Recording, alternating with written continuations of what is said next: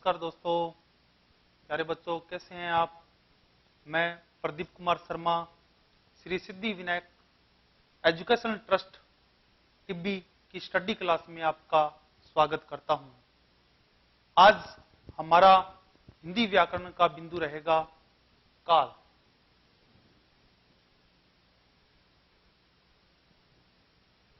आज हम काल के बारे में पढ़ेंगे। काल को समय कहते हैं या समय को क्या कहते हैं, काल कहते हैं। यानी कि समय ही काल होता है, ठीक है ना। ये क्या बताता है, क्रिया की स्थिति, क्रिया की स्थिति, क्रिया की स्थिति का बोध करवाता है, ठीक है ना। क्रिया की स्थिति का क्या करवाता है, बोध करवाता है। आगे देखो, काल का अर्थ क्या है, समय, ठीक है ना। हम काल की परिभाषा लिखेंगे। अब काल की परिभाषा को हम किस प्रकार नाम देना चाहेंगे या किस प्रकार लिखना चाहेंगे। देखो, जिस समय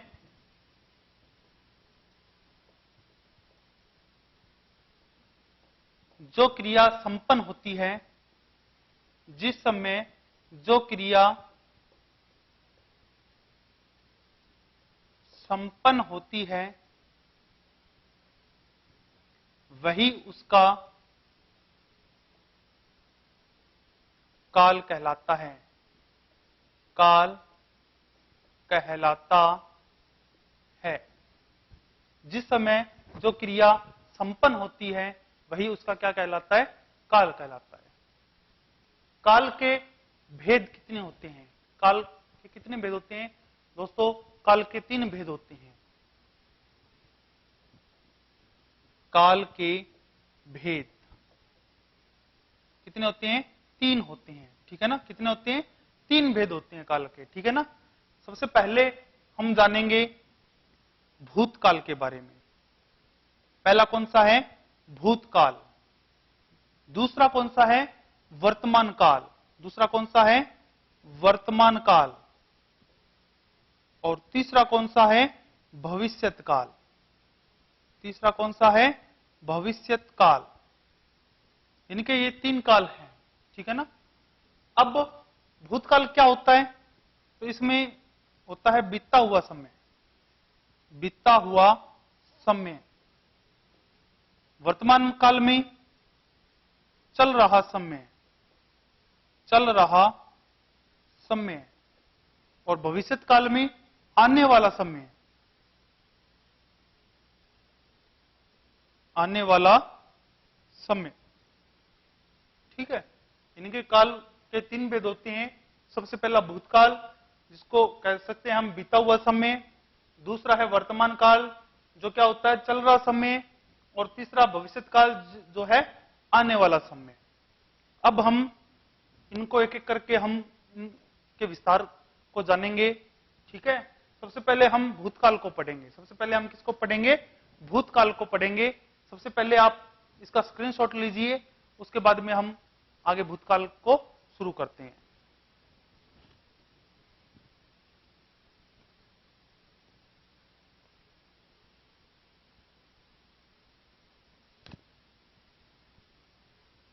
अब हम आगे चलते हैं भूतकाल पर। भूतकाल, बीता हुआ समय। भूतकाल क्या होता है, बीता हुआ समय। तो पहला है भूतकाल, यानी कि बीता हुआ समय। बीता हुआ समय, बीता हुआ समय, ठीक है। क्रिया के जिस रूप से, क्रिया के जिस रूप से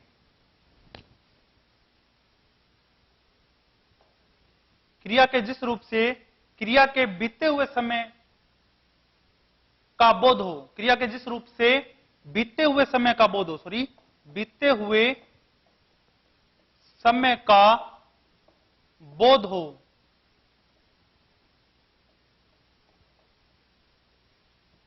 उसे भूतकाल कहते हैं। उसे क्या कहते हैं, भूतकाल कहते हैं। तो भूतकाल की परिभाषा क्या होगी? क्रिया के जिस रूप से बीते हुए समय का बोध होता है उसे हम क्या कहते हैं? भूतकाल कहते हैं। क्रिया के जिस रूप से बीते हुए समय का बोध होता है, कौन से समय का? बीते हुए समय का बोध हो उसे क्या कहते हैं? भूतकाल कहते हैं।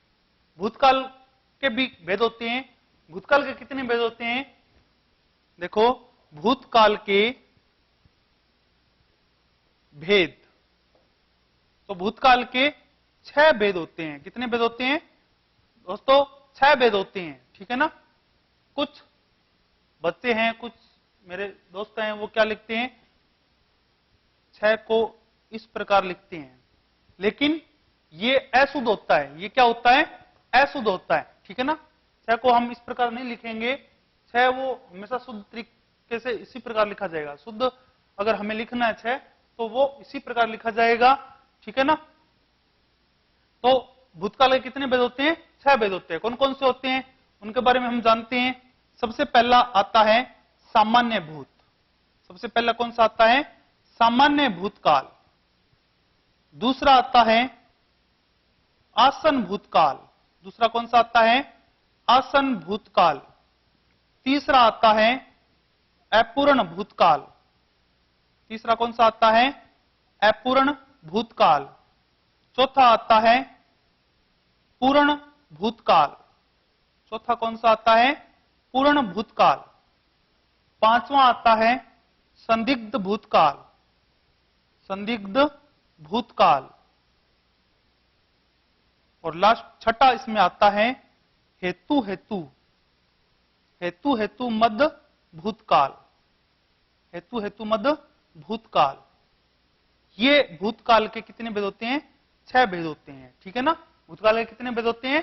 6 भेद होते हैं, जिनके बारे में हम एक एक करके क्या करेंगे? चर्चा करेंगे, ठीक है ना। सामान्य जो भूतकाल होता है इसमें बीते हुए समय का बोध होता है, लेकिन इस समय का बोध नहीं होता है। आसन भूतकाल क्या होता है? आसन भूतकाल में मान लो कोई कार्य वो अभी अभी संपन्न हुआ है तो वो आसन भूतकाल में आएगा। अपूर्ण भूतकाल क्या होता है कि भूतकाल में क्रिया प्रारंभ तो हो गई थी किंतु समाप्त नहीं हुई, ठीक है ना। पूर्ण भूतकाल क्या होगा? बहुत समय पहले ही कार्य कोई पूर्ण हो गया, ठीक है ना। संदिग्ध भूतकाल क्या होगा कि बीते हुए समय में क्रिया के पूर्ण होने में क्या हो? संदेह हो, ठीक है ना। और हेतु हेतु मद भूतकाल क्या होगा?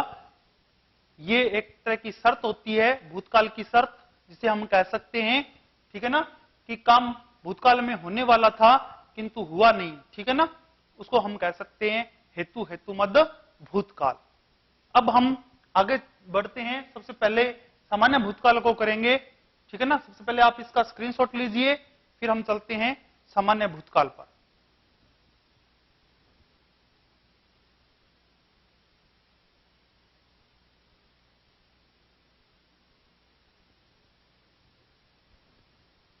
अब हम करते हैं पहला सामान्य भूतकाल।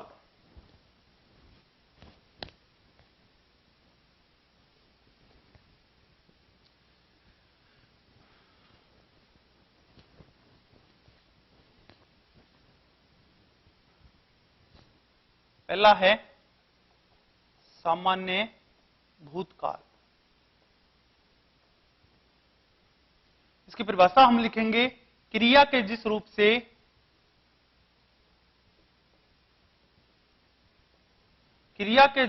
से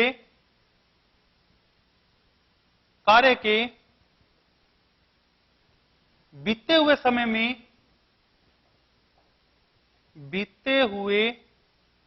समय में संपन्न होने का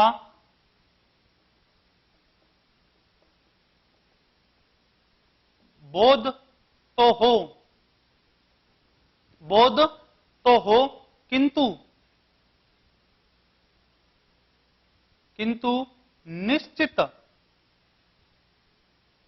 निश्चित समय का बोध न हो, उसे सामान्य भूतकाल कहते हैं।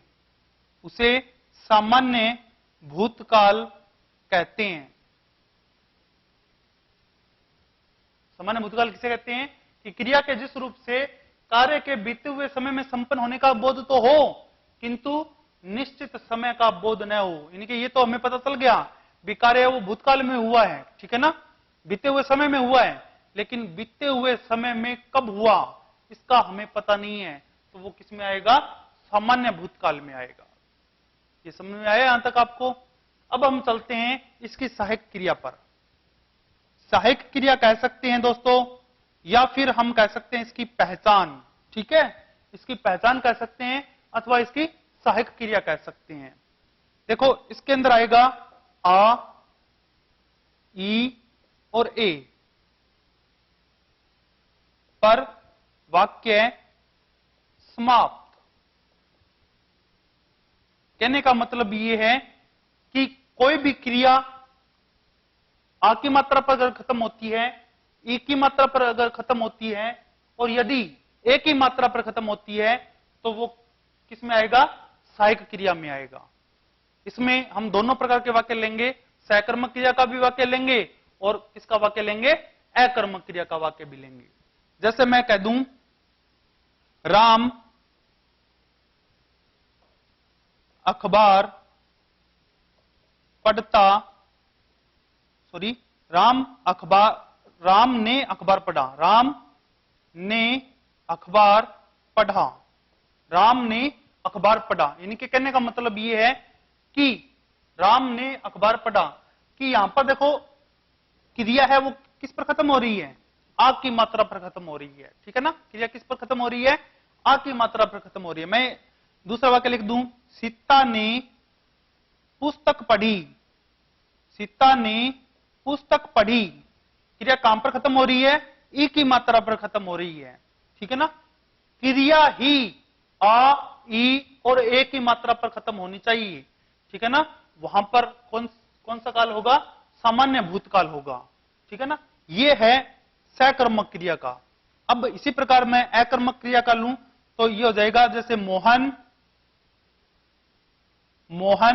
जयपुर गया, मोहन जयपुर गया, ये अकर्मक क्रिया का वाक्य हो गया, मोहन जयपुर गया। इसमें भी जो क्रिया है वो किस पर समाप्त हो रही है, आ की मात्रा पर समाप्त हो रही है, ठीक है ना। क्रिया किस पर समाप्त हो रही है, आ की मात्रा पर समाप्त हो रही है, इसलिए इसके अंदर क्या होगा, सामान्य भूतकाल होगा। समझ में आया दोस्तों? अब हम आगे दूसरे पर चलते हैं, आसन भूतकाल पर। सबसे पहले आप इसका स्क्रीनशॉट ले लीजिए।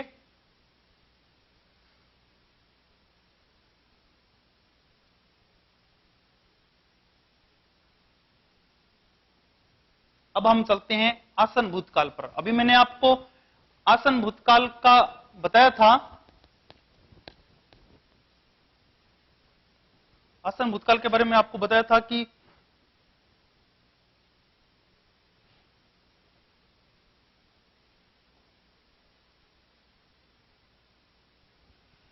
आसन भूतकाल क्रिया के जिस रूप से, सबसे पहले इसकी हम परिभाषा करेंगे, क्रिया के जिस रूप से, क्रिया के जिस रूप से यह पता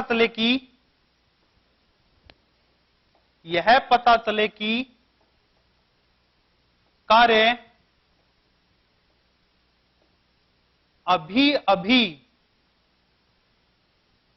समाप्त हुआ है, समाप्त हुआ है, ठीक है ना। कार्य अभी भी समाप्त हुआ है, उसे क्या कहते हैं, आसन भूतकाल कहते हैं। यह भी कह सकते हैं कि अभी अभी पूर्ण हुआ है। एक ही बात होती है पूर्ण होना और समाप्त होना, ठीक है ना। क्रिया के जिस रूप से यह पता चले कि कार्य अभी अभी पूर्ण हुआ है, उसे क्या कहते हैं, आसन भूतकाल कहते हैं। उसे क्या कहते हैं, आसन भूतकाल कहते हैं। इसकी सहायक क्रिया क्या होगी, देखो, सहायक क्रिया, इसकी सहायक क्रिया होगी जो हमने अभी सामान्य भूतकाल में हमने पढ़ी थी, आ, ई और ए, ठीक है ना। उसमें तो था आ, ई और ए पर वाक्य समाप्त, लेकिन इसमें क्या होगा, आ, ई और ए के साथ है, ठीक है ना। वाक्य वही होगा, अंत में क्या लग जाएगा, अंत में क्या लग जाएगा, है लग जाएगा, ठीक है ना। जैसे मैंने अभी आपको सेम वाक्य मैं लिख रहा हूं, जैसे मैंने लिखा था, राम ने अखबार पढ़ा, ये लिखा था ना, राम ने अखबार पढ़ा। यदि मैं इसको इतना लिखूं तो ये सामान्य भूतकाल का वाक्य है। किसका वाक्य है? सामान्य भूतकाल का वाक्य है। लेकिन इसी के आगे यदि मैं है लगा दूं, यदि इसी के आगे मैं यदि है लगा दूं तो इसका मतलब ये आसन भूतकाल का वाक्य बन चुका है। ठीक है ना, राम ने अखबार पढ़ा है। ठीक है ना, राम ने अखबार पढ़ा है। ठीक है ना, एक वाक्य मैंने और लिखा था उसमें कि सीता ने पुस्तक पढ़ी, सीता ने पुस्तक पढ़ी या लिखी। यहां तक अगर मैं वाक्य लिखूं तो ये किसका है? सामान्य भूत का है। और यदि इसके आगे मैं है लगा दूं तो ये वाक्य किसका बन जाएगा? ये किसका बन जाएगा? ये आसन भूतकाल का वाक्य बन जाएगा। ये सकर्मक क्रिया का वाक्य है। और अकर्मक क्रिया का वाक्य यदि हम लिखें तो मोहन जयपुर गया, ये मैंने पहले वाक्य लिखा था, मोहन जयपुर गया, ये मैंने वाक्य लिखा था। तो यहां तक यदि हम लिखेंगे तो ये सामान्य भूतकाल का है। और यदि मैं इसके आगे है लगा दूं कि मोहन जयपुर गया है, इसका मतलब ये किसका बन गया? आसन भूतकाल का वाक्य बन गया। समझ में आया दोस्तों? सिर्फ हमें क्या करना है?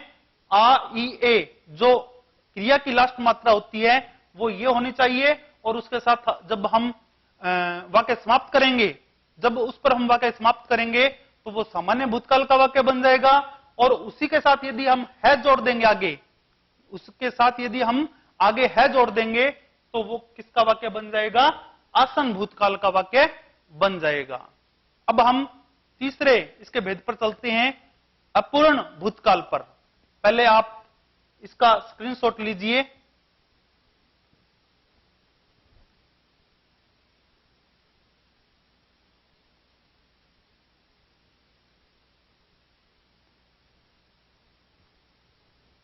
अब हम चलते हैं तीसरे पर इस पर।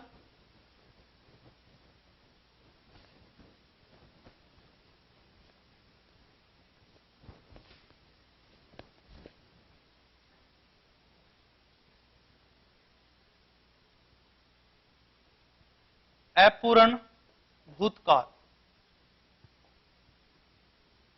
क्रिया के जिस रूप से, क्रिया के जिस रूप से यह पता चले कि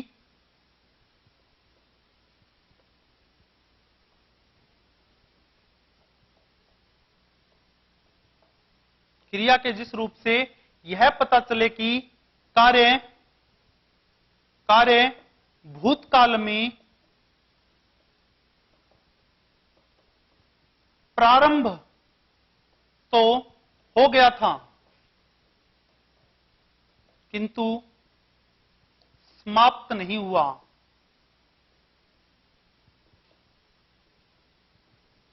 उसे अपूर्ण भूतकाल कहते हैं। अपूर्ण भूतकाल कहते हैं कि क्रिया के जिस रूप से यह पता चले कि कार्य भूतकाल में प्रारंभ तो हो गया था किंतु समाप्त नहीं हुआ, उसे क्या कहते हैं? अपूर्ण भूतकाल कहते हैं। अब इसकी सहायक क्रिया के बारे में जानते हैं कि इसकी सहायक क्रिया क्या होगी। सहायक क्रिया, अपूर्ण भूतकाल की सहायक क्रिया होती है रहा था, रही थी और रहे थे। ये इसकी सहायक क्रियाएं होती है। ठीक है ना, ये इसकी क्या होती है? सहायक क्रियाएं होती है। जैसे हम वाक्य जो पहले वाक्य ले रहे थे, हम वो सेम वाक्य लेते हैं। जैसे राम राम अखबार, राम अखबार पढ़ रहा था, राम अखबार पढ़ रहा था, सीता पुस्तक लिख रही थी। ठीक है ना, ये दोनों जो वाक्य है वो सकर्मक क्रिया के हैं। ठीक है ना, राम अखबार पढ़ रहा था, सीता पुस्तक लिख रही थी। और यदि इसका अकर्मक क्रिया का यदि हम वाक्य बनाएं तो क्या होगा? मोहन जयपुर जा रहा था। मोहन जयपुर जा रहा था। ठीक है ना, मोहन जयपुर जा रहा था। इनके यदि किसी वाक्य के लास्ट में रहा था, रही थी और रहे थे आ जाए तो वो कौन सा काल होगा? अपूर्ण भूतकाल होगा, अपूर्ण भूतकाल होगा। ठीक है, सबसे पहले आप इसका स्क्रीनशॉट लीजिए, उसके बाद हम आगे का पूर्ण भूतकाल के ऊपर हम चलेंगे।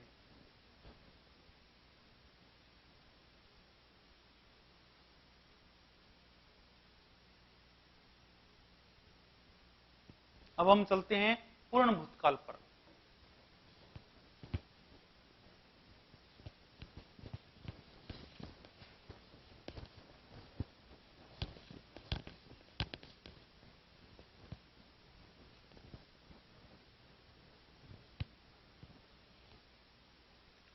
चार नंबर हम लेंगे पूर्ण भूतकाल। इसकी परिभाषा हम लिखेंगे क्रिया के जिस रूप से यह पता चले कि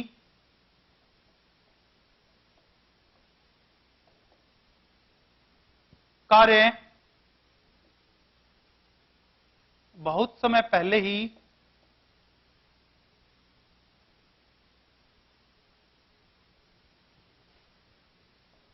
पूर्ण हो चुका था, उसे क्या कहते हैं?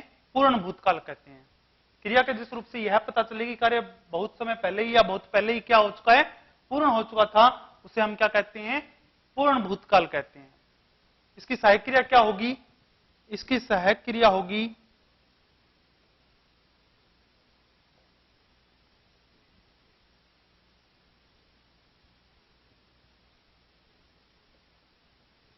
जो सामान्य भूतकाल की पहचान थी, आ, ई और ए। क्रिया के ऊपर आ की मात्रा, ई की मात्रा और ए की मात्रा।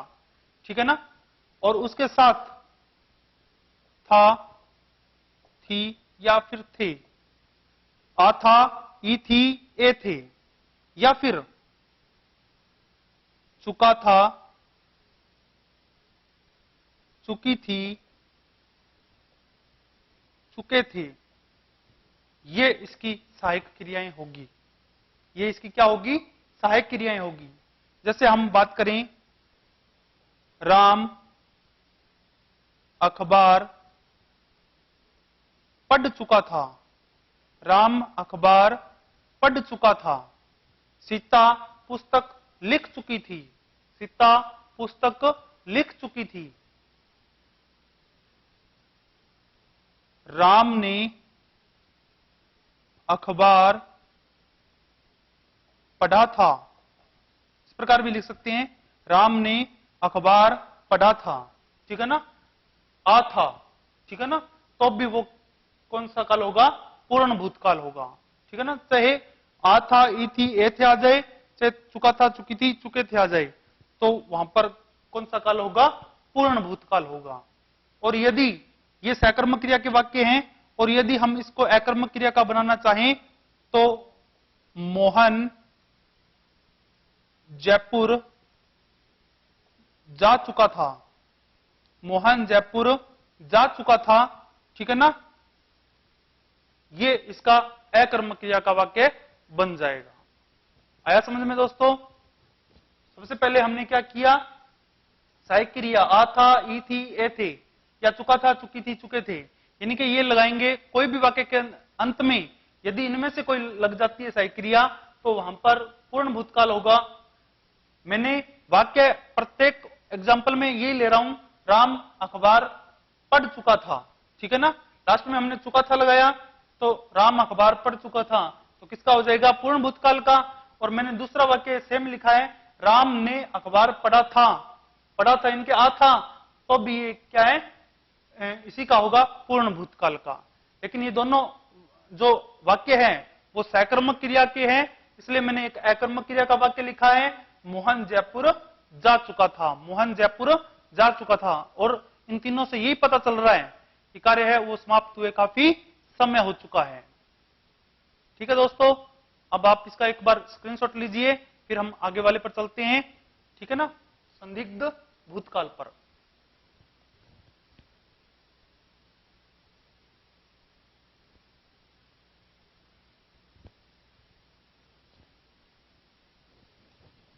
आगे हम करते हैं संदिग्ध भूतकाल।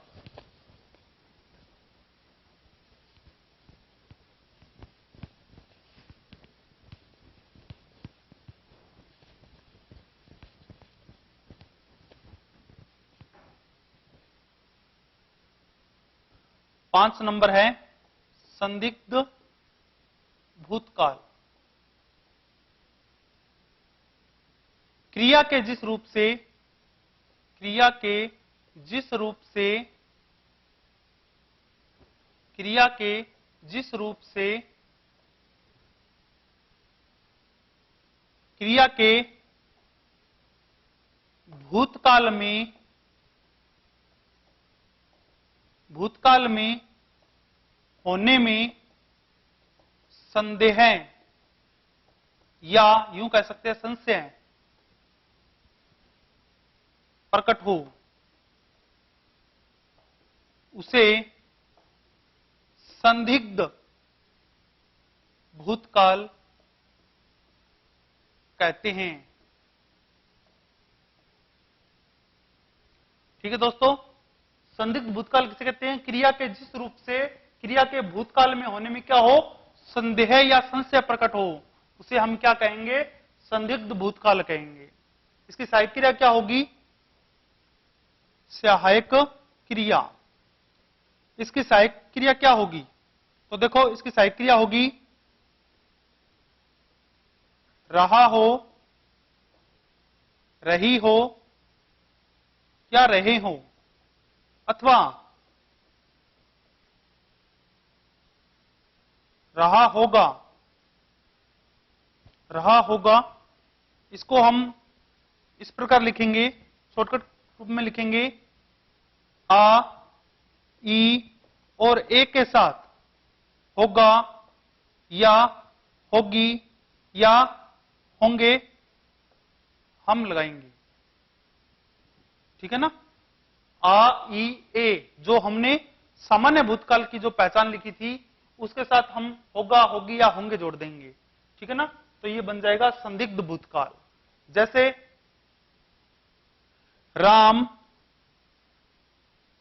राम अखबार, राम ने अखबार पढ़ा होगा, राम ने अखबार पढ़ा होगा। सीता ने पुस्तक लिखी होगी, सीता ने पुस्तक लिखी होगी। या ये दोनों जो एग्जाम्पल है वो किसके हैं? संदिग्ध भूतकाल के, इनके सकर्मक क्रिया के हैं। और अब हम एकर्मक क्रिया का वाक्य लिखेंगे कि मोहन जयपुर गया होगा, मोहन जयपुर गया होगा। ये क्या है? संदिग्ध भूतकाल। ठीक है ना, अब इसके अंदर स्थिति साफ नहीं पता चल रही है, ये काम हुआ है या अथवा नहीं हुआ है। ठीक है ना, राम ने अखबार पढ़ा होगा, सीता ने पुस्तक लिखी होगी, या फिर मोहन जयपुर गया होगा। तो यहां पर कौन सा काल होगा? संदिग्ध भूतकाल होगा। ठीक है दोस्तों, अब आप इसका स्क्रीनशॉट लीजिए, फिर हम इस काल के लास्ट भेद, भूतकाल के लास्ट भेद पर चलते हैं, हेतु हेतुमद भूतकाल पर।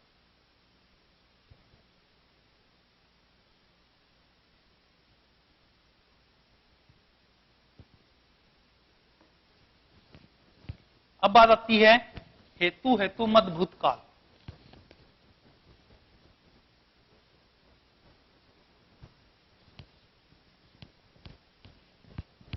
हेतु हेतु मद भूतकाल।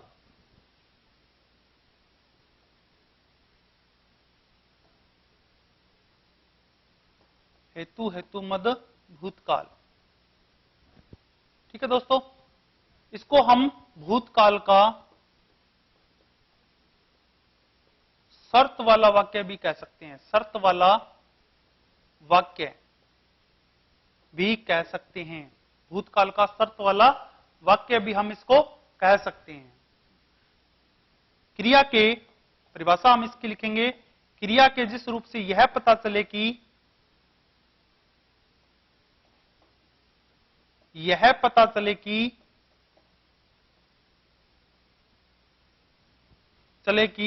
कार्य भूतकाल में होने वाला था किंतु हुआ नहीं, उसे हेतु मद भूतकाल कहते हैं। हेतु मद भूतकाल कहते हैं। ठीक है दोस्तों, कि क्रिया के जिस रूप से यह पता चले कि कार्य भूतकाल में होने वाला था किंतु हुआ नहीं, उसे क्या कहते हैं?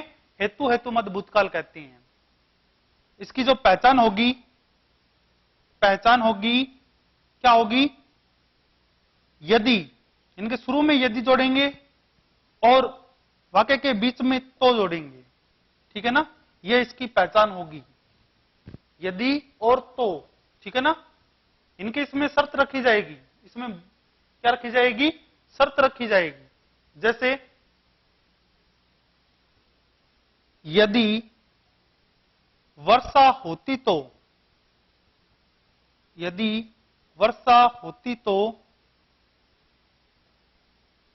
फसल अच्छी होती। इसका मतलब बरसात है वो हुई नहीं।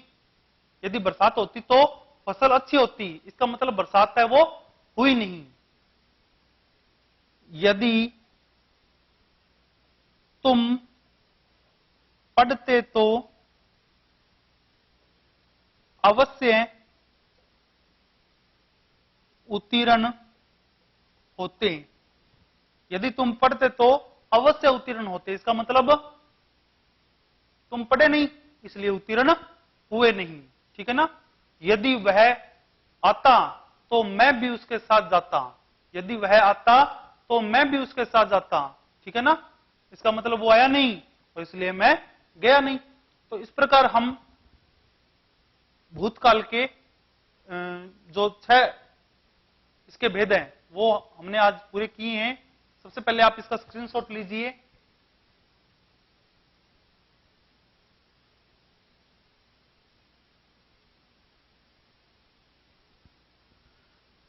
तो दोस्तों ये आपको कैसा लगा, ये हमें आप जरूर बताइए।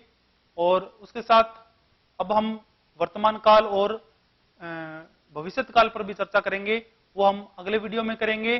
तब तक के लिए नमस्कार।